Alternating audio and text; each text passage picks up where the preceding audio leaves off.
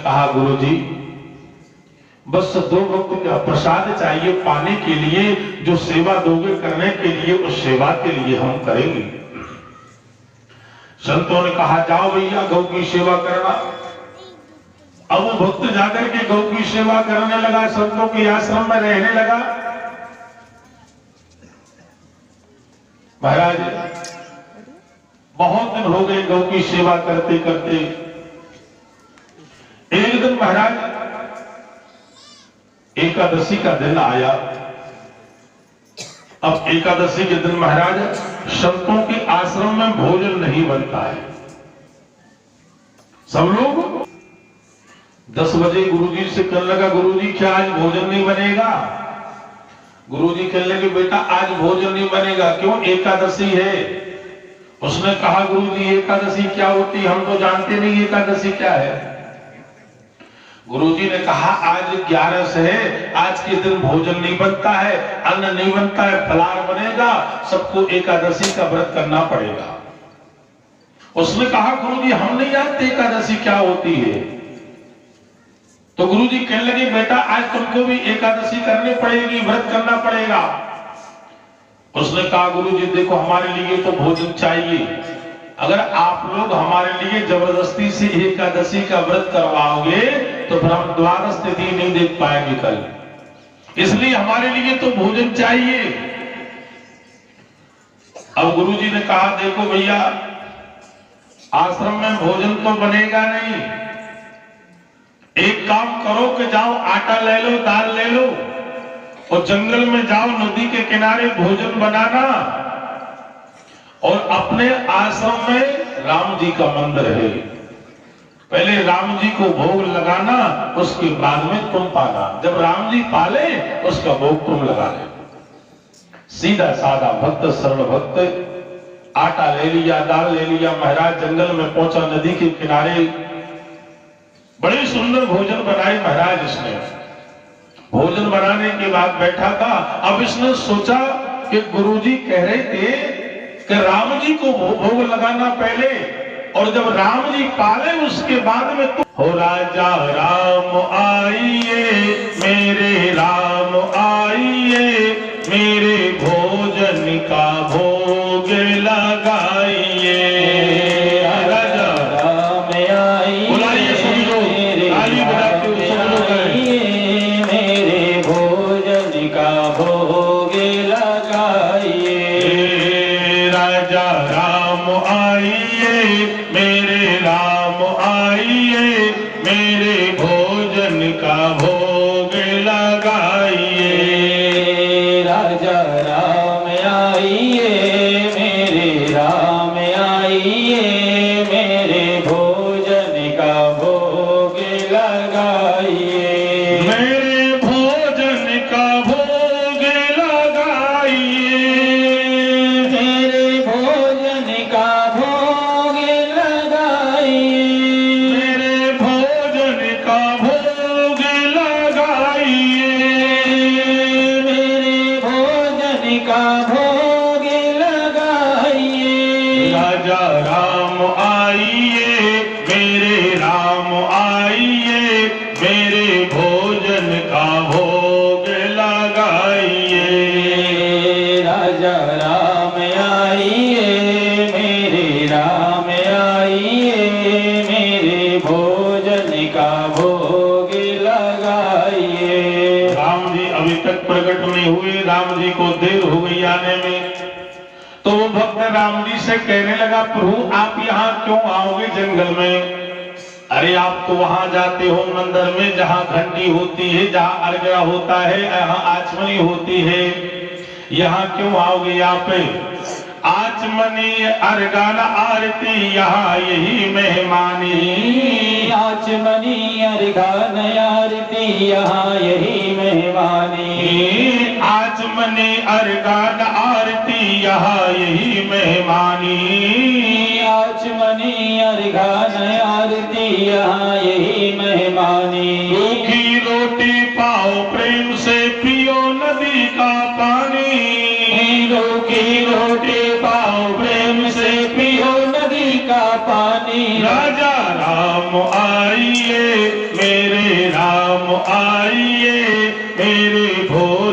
का भोग लगाइए। राजा राम आइए मेरे राम आइए, मेरे भोजन का भोग लगाइए। राजा राम आइए मेरे राम आइए, मेरे भोजन का भोग लगाइए। राजा राम आइए मेरे राम आइए, मेरे भोजन का भोग लगाइए। अभी तक राम जी प्रकट नहीं हुए, देर हो गई। राम जी से कहने लगा, प्रभु अगर आप प्रकट नहीं होगे, भोग नहीं लगाओगे तो हम भी भूखे बैठे रहेंगे, हम भी भोजन नहीं करेंगे। राम जी ने सोचा कि सरल भक्त सीधा साधा भक्त है, अगर हम नहीं जाएंगे तो ये भी भूखा बैठा रहेगा। महाराज राम जी से नहीं रहा गया तो राम जी अकेले नहीं आए, माता जानकी को साथ में लेकर के चले आए। अब जाकर के राम जी प्रकट हो जाते हैं। बोलिए सीताराम भगवान की जय हो। जैसे सरल भक्त ने माता जानकी को देखा, राम जी से कहने लगा, प्रभु ये बताइए, हमने आपको अकेले को बुलाया था, आपके ये पीछे जो खड़ी है ये कौन है? राम जी ने कहा, ये हमारी पत्नी है, इनको तो मैंने बुलाया नहीं था और मेरे पास में इतनी व्यवस्था नहीं है।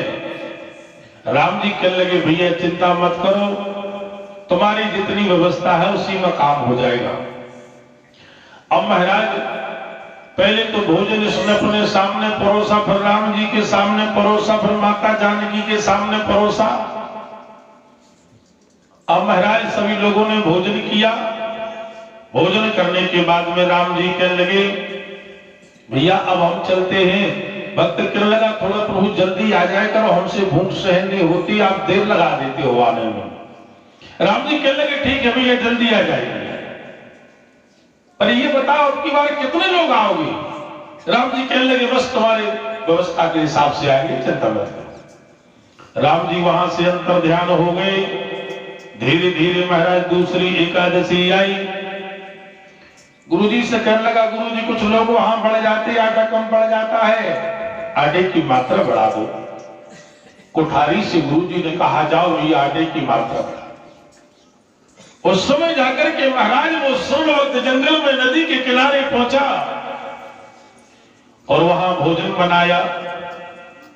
अब इसने सोचा कि राम जी अकेले नहीं आते हैं, माता जानकी को साथ में लेकर के आते हैं, तो उसकी बार ये माता जानकी को भी साथ में बुला रहा है और कहता है, हो सीता राम आइए मेरे राम आइए, मेरे भोजन का भोग लगाइए। सीता राम आइए मेरे राम आइए, मेरे भोजन का भोग लगाइए। सीता राम आइए मेरे राम आइए, मेरे भोजन का भोग लगाइए।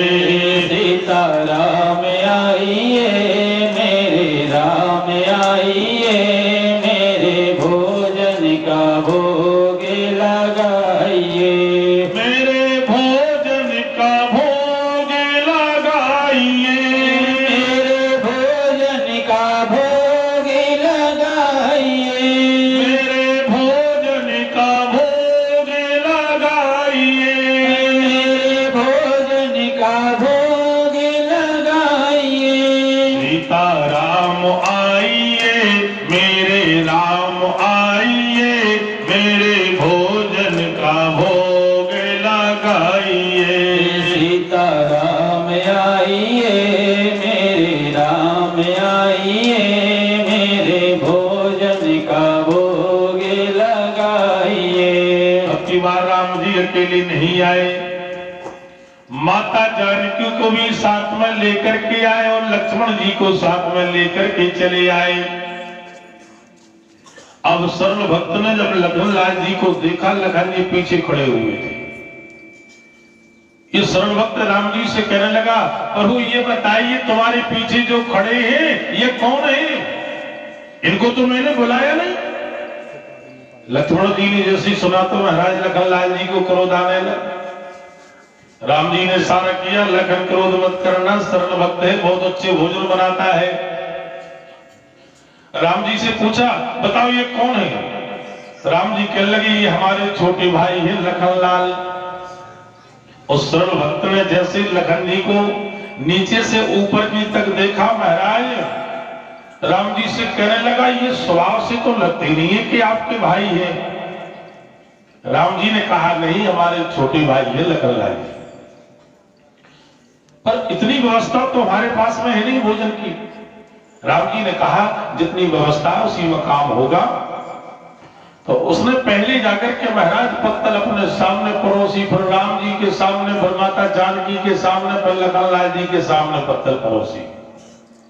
पहले भोजन अपने सामने परोसता है, फिर राम जी के सामने परोसता है, फिर माता जानकी के सामने परोसा, फिर लखनलाल जी के सामने परोसा। सभी लोगों ने भोजन किया। महाराज भोजन करने के बाद में राम जी कहने लगे भैया अब हम चले। भक्त कहने लगा प्रभु ये बताओ कि अब की बार कितने लोग आओगे? अरे आप एक की कहते हो तो दो आ जाते, दो की कहते हो तो तीन आ जाते हो, अभी ये बताओ कितने लोग आओगे? राम जी कहने लगे भैया चिंता मत करो, तुम्हारे बजट के हिसाब से आएगा। राम जी वहां से अंतर ध्यान हो गए। अब ये जाकर के महाराज तीसरी एकादशी आए, गुरुजी से कहने लगा गुरुजी कुछ लोग बढ़ जाते, वहां ज्यादा लोग आ जाते, कुछ आटा बढ़ा दीजिए। गुरुजी ने कुठारी से कहा आटा बढ़ा दिया। तीसरी एकादशी आई, महाराज जंगल में पहुंचा। अब वहां जाकर के महाराज इसने भोजन बनाया। अब राम जी के लिए बुलाया। अब की बार राम जी अकेले नहीं आए, माता जानकी की भी साथ में चली आई, लखनलाल जी भी साथ में आए और भरत और शत्रुघ्न भी साथ में चले आए। उस समय जैसे महाराज इसने भरत और शत्रुघ्न को देखा, अब इस सरल भक्त बिगड़ गया। राम जी से कहने लगा प्रभु ये बताओ ये आपके पीछे जो दो लोग खड़े हुए हैं ये कौन है?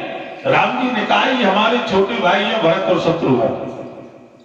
आप एक की कहते हो तो दो आ जाते, दो की कहते हो तो तीन आ जाते, तीन की कहते हो तो चार आ जाते, और अब की बार तो आपने हद ही कर दी है। इतनी व्यवस्था नहीं है हमारे पास में। राम जी ने समझाया भैया चिंता मत करो, जितना बजट है उसी से काम हो जाएगा।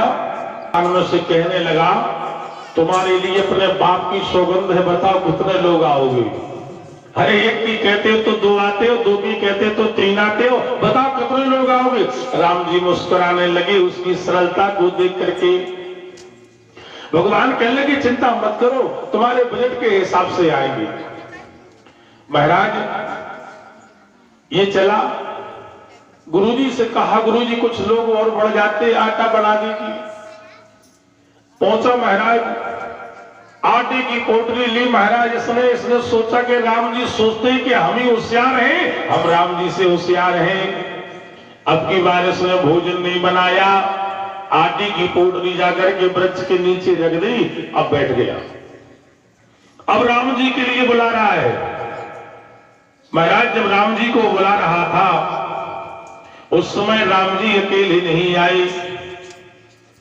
तो आज महाराज जब जंगल में राम जी के लिए बुला रहा था तो राम जी अकेले नहीं आए, राम जी का आज पूरा दरबार जंगल में प्रकट हो जाता है कि जब जंगल में भक्त ने कीनी करुणे पुकार, तब तक क्षण ही प्रकट हो दिव्य राम दरबार।